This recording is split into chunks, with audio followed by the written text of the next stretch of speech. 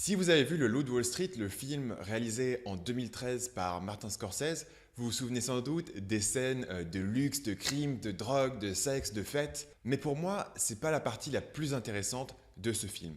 Car le personnage joué par DiCaprio qui s'appelle Jordan Belfort est basé sur une vraie personne qui a fait fortune dans les années 90 en vendant des actions. Et étant donné le succès météorique du vrai Jordan Belfort, je me suis intéressé à lui et je me suis demandé ce qu'on pouvait apprendre de ses expériences. Entre autres, j'ai lu son livre Le Loup de Wall Street sur lequel est basé le film et j'ai suivi son programme de formation sur la persuasion. Et donc dans cette vidéo, je vais vous donner 5 leçons de persuasion que vous pouvez apprendre du vrai Loup de Wall Street et je vous montrerai aussi comment lui, il utilise aujourd'hui ces mêmes techniques dans le web marketing puisqu'il a maintenant une nouvelle carrière en tant que formateur.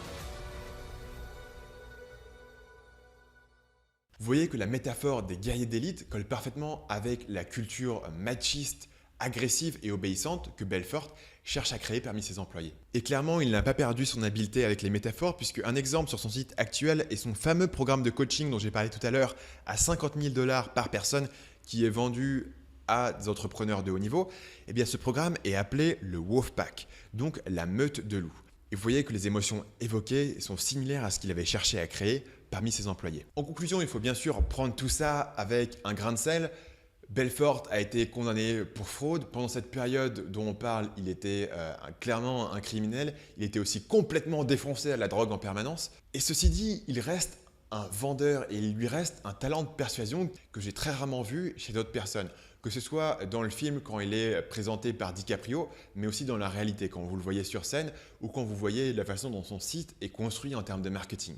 Et pour cette raison, je pense qu'on peut apprendre beaucoup de son succès aussi bien que de ses erreurs. Cette vidéo a demandé beaucoup de temps pour les recherches, pour l'écriture et pour le montage. Si je vois qu'elle fonctionne bien, si je vois qu'elle répond à un besoin, si je vois qu'elle répond à une demande et qu'elle vous aide, eh bien je pourrais produire d'autres vidéos dans le même genre.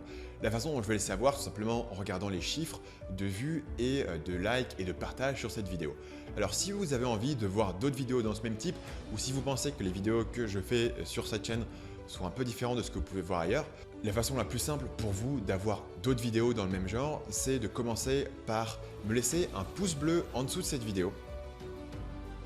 Allez-y. Puis, partagez la vidéo sur votre mur Facebook ou sur Twitter ou tout simplement envoyez-la par mail à un ami, ce qui me permet de voir que vous en avez vraiment retiré de la valeur. Bien sûr, si vous n'êtes pas encore abonné, faites-le en cliquant sur le bouton qui se trouve à ma gauche.